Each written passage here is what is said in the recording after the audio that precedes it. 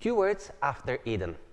In this lesson, we're trying to find a description or definition of a steward, but after the fall.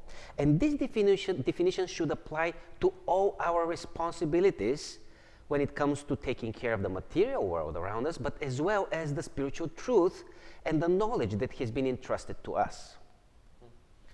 So far this quarter, we looked at materialism and how easy we are to be influenced and to get carried away.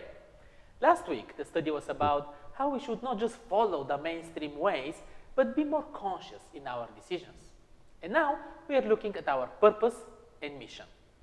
It's very clear from the beginning, God created man and put him to take care of this new world. We do have a responsibility for our world. And yes, we lost it. However, now after the fall, we haven't been discharged, even though we are bailing out. God needs people, now more than ever, to be entrusted. And this word entrusted from the memory verse means a lot. So the lesson this week goes through the Bible and tries to define what does it mean to be a steward. And the Old Testament reveals the characteristics of a steward as being, first of all, a responsible person, capable and qualified to carry out the job. Secondly, a steward is a person who clearly understood that they were entrusted with what belonged to the owner. And thirdly, a steward, a household steward, knew that his relationship was based on trust between him and the owner. And if this trust was broken, he was stripped of his duties, responsibilities, and privileges. The author said in the lesson, stewards cannot be separated from their stewardship, for it reveals their identity. This is who I am. I'm a steward. It's my identity. Very interesting. And a quote from Ellen White says that a steward identifies himself with his master. I think that we lost a big part of this in our society. I am not just taking care of his staff, but we are one. I identify as him, as a steward. The New Testament offers a similar description like the Old Testament of a steward as one entrusted with managerial responsibilities by the owner, but with a little bit more focus on the accountability of the steward, where in the Old Testament was the focus on God being the owner, and a second focus on the expectation of him proving faithful to what has been entrusted to him.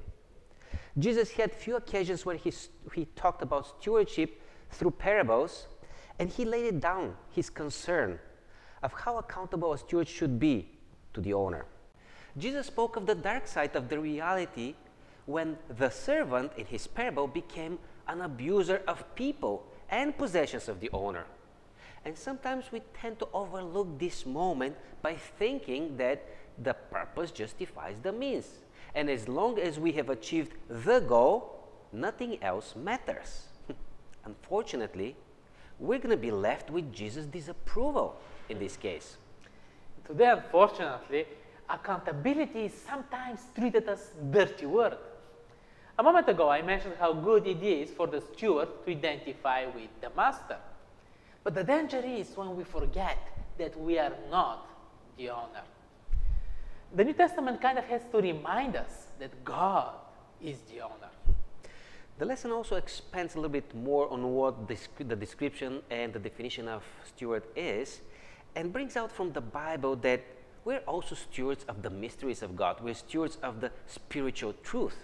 And talking of the mysteries of God, it appears that we're the ones who carry the truth in this world, even despite the blank spots that we have in our own understanding of the details of the plan of salvation of God. After all, we all experience Christ differently. And the question to me is, can I bear this knowledge of salvation responsibly? Am I able to allow everybody else to come to Christ on their own terms, in their own way? And one more thing. Can I protect and preserve the greatest gift given to me in Christ, my redemption, the forgiveness of my sins? This is what spiritual stewardship is all about for me. Israel was entrusted the stewardship of the knowledge about God, the mysteries and the spiritual truth, but something broke. Talking about stewardship, we can bring it down to just return what you owe to God. Pay tithe, donate, give time to church, do charity. All very good and important things, but things.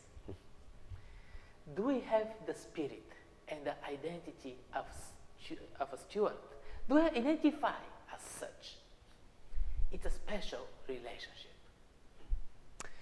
It is not a secret that we as human beings, we are very inward-oriented, very self-centered. What I have learned from this lesson is that a good steward is someone who has the best interest of the owner at heart. Isn't that in direct conflict with my natural inclinations then?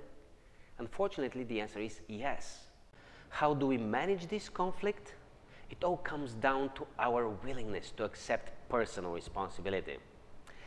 And God has given all of us enough aspects of opportunities and gifts that we can go and explore our responsible response to God.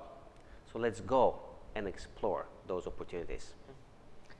It seems that we'll be digging more into this next week, as the title of the lesson is The Marks of a Steward.